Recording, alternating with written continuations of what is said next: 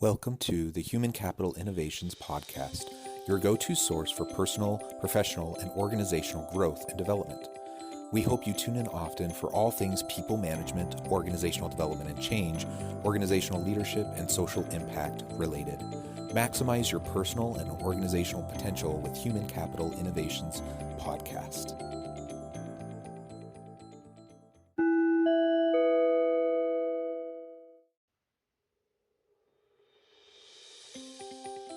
Welcome to the Human Capital Innovations Podcast. In this HBR Minute HCI podcast episode, I explore Marcus Buckingham's recent HBR video, The Most Engaged Employee in the World.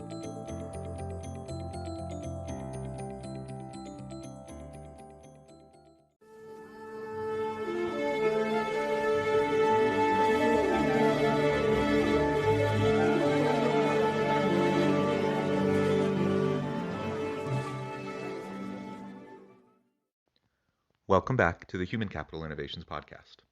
I'm excited to be with you again for today's podcast episode. Today, as part of our HBR Minute series, I will be exploring Marcus Buckingham's recent HBR video, The Most Engaged Employee in the World.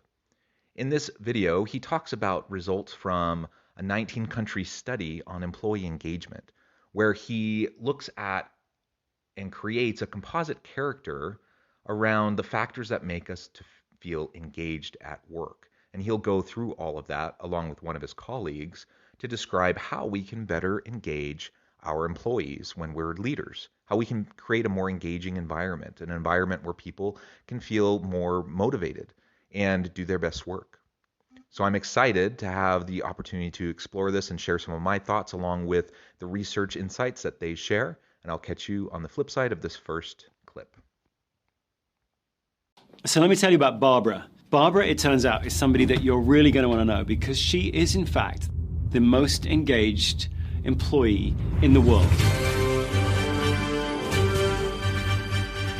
I know this because as head of the ADP Research Institute, we've just finished this 19-country study. We really wanted to know how high is engagement in different countries and what drives it. But as part of the research, we sliced the data. And we found there's one work in the world who's more engaged than anyone else. Her name, Barbara. That's a joke. It's not really her name. She's a composite. But when you slice the data, she's a manager or team leader in professional services. She's been with her company 5 years or more. She works on a team. She has a main job, and she's also got kind of a side gig that she does. She's a blogger. Oh, she works at home 80% of the time. When she goes into an office, it happens to be the headquarters of her firm. Her commute, in case you're interested, 31 minutes to 60 minutes. She's been with the company for, have I said that already? She's married, but she doesn't have any kids. She does have a pet, though. A python by the name of, apparently, Gregory. So that's Barbara. Listen, we don't really know that she's got a pet. Well, we know she's got a pet. We don't know that the pet is a python. And we can't be sure that the python's name is Gregory. But everything else prior to that is true. What a fun composite character that they've created to describe the characteristics of the prototypical engaged employee. Now, they mentioned a whole slew of things in relation to this composite of Barbara as the most engaged employee in the world. And I just wanted to touch on a few, and they will touch on more as the video goes on and you hear additional clips from the video. But from what they said, I thought it was so interesting that, one, she's part of a team. She leads people. She works from home 80% of the time. She has a reasonable commute. She also, she does engaging types of work that she can get excited about as she gets up in the morning. It goes on and on and on, all these different demographic characteristics, all these different factors. The bottom line, though, is as a composite, what we know about this Barbara character is that she's an ordinary person, like an ordinary employee, and an everyday employee that can be engaged when the circumstances are right, when the environment is created to allow for engagement. The fact that females are a little bit more engaged than males, that kind of a demographic factor. I'm not sure is all that important, really, as we lead people in our teams.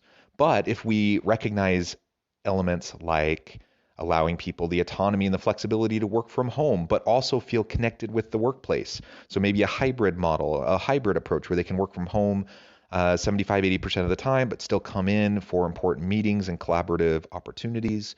An opportunity for people to work in meaningful collaborative teams. There's just so many really great tidbits that come out of that first little clip. So let's continue on and find out a little bit more. As it happens, women are slightly more engaged than men. As it happens, professional service is slightly more engaging than it is to work in construction, let's say. But of all the things that we know about Barbara, by far the single most powerful one is that she is a member of a team. A team, of course, is a group of people who've agreed to work together. We like to walk through the world as though people are the same as one another. But you look around you and you see the first thing that strikes you about humanity is we're all different from one another. The best leaders know that the idiosyncrasy of every person is a wonderful thing to be drawn out, that the weirdness of a human being is the best bit. How do you knit weirdness together in the service of something useful? The answer is this splendid piece of technology, thousands of years old, called the team. I think it's really interesting that they key in on that team aspect of this prototypical composite of Barbara as the most engaged employee in the world. Now, for someone to be truly engaged, they need to be excited about the work that they do. They need to be invigorated. They need to be racing to work in the morning to continue to let the creativity and the innovation flow, where they're doing stuff that they're good at, where they're productive, right? Now, none of us have all of the capabilities or competencies needed to be effective in everything that we're doing. And so that's where teamwork comes in. When you have a good team, a really strong team that is firing on all cylinders, you complement each other and your efforts. And that allows you to get so much more done, to be so much more productive. And when you leverage the diversity on your team, when you recognize the value that comes from all the different backgrounds and perspectives and the different skill sets, and you leverage those and all of that diversity, then it even increases those outcomes, and it makes for an even more engaging type of an environment.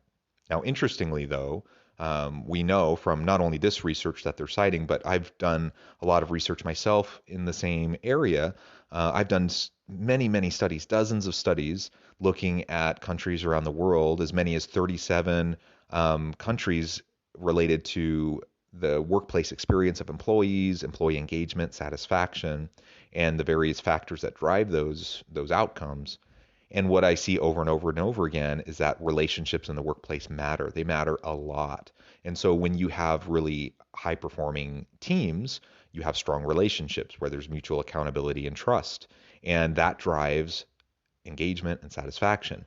The opposite is also true. When you have really dysfunctional teams, that's one of the first things to drive dissatisfaction, because those negative relationships make going to work and being and performing your work to be much more difficult, and it's hard to sustain the level of excitement and energy behind your work.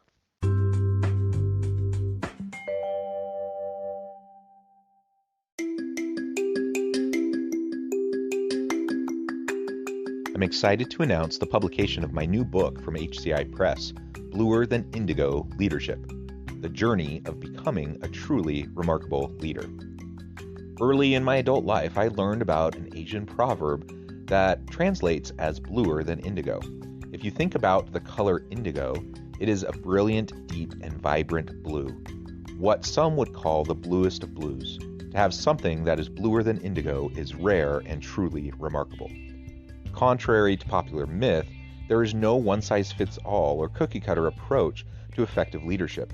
There's no silver bullet, no secret sauce, no go-to model that will solve all of our problems. The truth is, great leaders have all had their unique strengths and flaws, and have all had to discover and then pave their own distinctive path in their life's journey to fulfill their leadership potential. Bluer Than Indigo Leadership will help you discover your own path and explore those ordinary, everyday actions that will help you respond to an uncertain future and produce extraordinary results for individuals, teams, and organizations.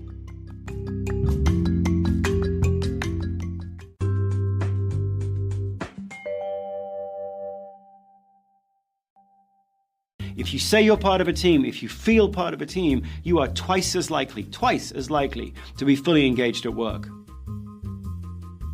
Barbara's part of the gig economy as well, with one full-time job and one side hustle.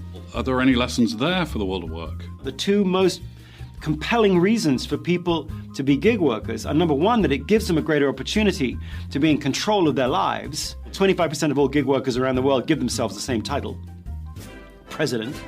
And the second most powerful reason, the full-time job gives us predictability and stability. The gig job gives us a chance to do something that matters to us. To do what you love. Some stability here and then some flexibility, creativity there is something that we could all learn from.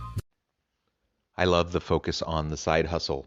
Again, this bears out in a lot of research, not just in their study, but people want the opportunity to have autonomy and to be able to master something. And a lot of times, what we do in the workplace just doesn't provide us with as much of that autonomy and mastery opportunity as we might crave. And so when we are involved in the gig economy, when we have a side hustle, it can actually enhance our creativity and innovation and our performance, not only in the gig work that we do, but also in our main job. And as one that has been involved in a lot of side hustles in my day, this certainly holds true for me. I have my day job, my full-time gig as a professor. I love it. It provides tons of stability. It provides that home base that I can come back to again and again. I know that I always am providing for my family, but then it provides me with the security to go out and innovate and to try different things and to do lots of different side hustles. And I don't have to worry about my family getting by because something I'm trying might fail. So it frees me up to be even more creative, and I just love it. I love working on these creative side projects that informs my work as a university professor and helps me to be a better teacher and a better researcher. And all in all, it's just a win-win for everybody. We learned Barbara's a remote worker, but that might be a little bit surprising because we think of remote workers being somehow separate. The data says that remote workers who feel like they are part of a team are actually more engaged than co-located workers who come to the office today who feel that they are part of a team. Clearly, there's some value to working at home and having the creativity and the flexibility that comes with that, the control of your own schedule. Remote and feeling part of a team trumps co-located and feeling like part of a team. The question is, how can I get more Barbaras? I think this insight about working from home and being able to go into the office, having that mixed approach, I think this is particularly timely because of the pandemic and all of the remote workers. And when we're so isolated, we can see how challenging that can be over time, where we don't have that connection directly with people. But what the research is showing, both this study and in additional research and my own research, is that this hybrid approach, taking the best of both worlds and really all of the cost savings, all of the productivity increases that can come from remote work and allowing people flexibility over their schedules and the autonomy to organize and schedule their day, that provides a ton of benefit, especially when coupled with a meaningful team experience and the opportunity that they have to come in maybe once or twice a week to be able to work with their team and to do those more hands-on collaborative types of meetings and work that will drive the success of the team. It's really an interesting finding, and it, again, holds true for me, and I think it's particularly important during this pandemic. At the moment, the levels of engagement are not high at all. 15.8% of people are fully engaged at work. That means 85% of us around the world are just coming to work. So our challenge really is, once we get people to come in and join our companies, how do we get them engaged? How do we get them productive? We would all like to have the world's most engaged person working on our team, to which the answer is you do already. You just have to help them express that and step into that. It's not a question of choosing the right person. There's nothing about Barbara that's inherently engaged. There is a set of things in her environment that each of us could help create at work that brings out the best in Barbara. Do you feel part of a team? Does the team bring out the best in you? That's how you get more Barbaras.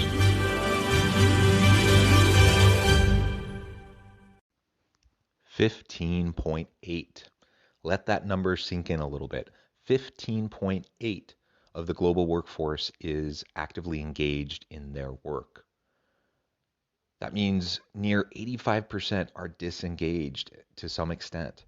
That's horrible when you think about the lost productivity, the opportunity cost, and the overall economic cost to societies and to the firms that employ these individuals. That's not ideal for anybody. And think about the lives of those close to 85% of employees around the world that don't get excited about their work, who don't go to work engaged, who don't go excited and happy about what they're going to be doing, where they're doing fulfilling work, where they're working with other people that they enjoy, and the opportunity to learn and grow. So we need to create more engaging types of environments. And it's not rocket science. You create good teams where people can do meaningful work, where people can lean on and rely on each other, where they can stretch, where they can grow. You give people the opportunity to do what they do best each and every day. When you do those simple types of things as a leader, you create an environment in which individuals will thrive. They can achieve their potential and they will be engaged, which will lead to higher performance and better firm outcomes for your organization. That's good for everyone. That's good for society. That's good for the company, and that's good for the individual employees. So let's do it. We can do it. And there's nothing magical about Barbara, this composite of Barbara. Anyone can be engaged when the circumstances are right. And I think about my own ebbs and flows in engagement in various jobs that I've had. And I can always point to negative factors really when I'm going through a dip. I can point to those negative factors that are driving disengagement. And they're things that can be controlled by leaders. It's when leaders are either oblivious to their actions and doing things that drive disengagement, or sometimes their incompetence that drives disengagement. But ultimately, they're things that we can sidestep. We don't have to fall into those traps again and again and again if we're attuned to this idea of employee engagement and creating a robust, healthy workplace. Thank you for joining me for this HBR Minute. As always, I hope you stay healthy and safe, that you can find meaning and purpose at work each and every day, and I hope you have a great week.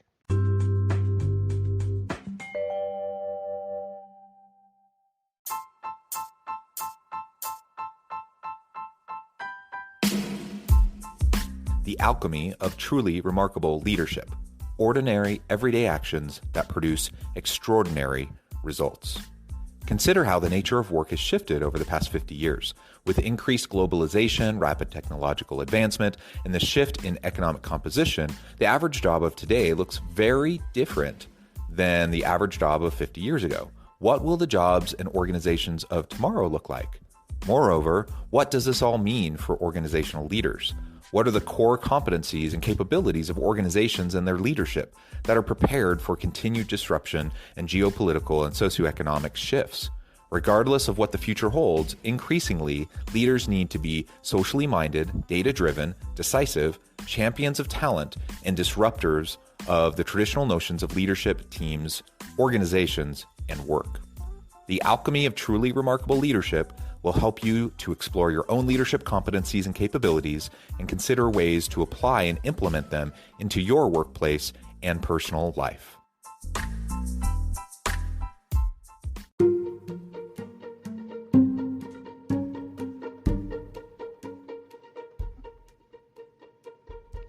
Check out Human Capital Innovations magazine, Human Capital Leadership. Human Capital Leadership is a free, interactive e-magazine with the mission to help individuals, leaders, and organizations find innovative approaches to maximize their human capital potential.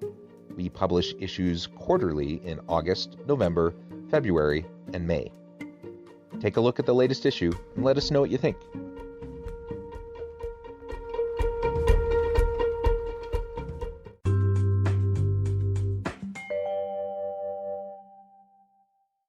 Thanks again for joining us for this episode of the Human Capital Innovations Podcast. I hope you stay healthy and safe and that you have a great week.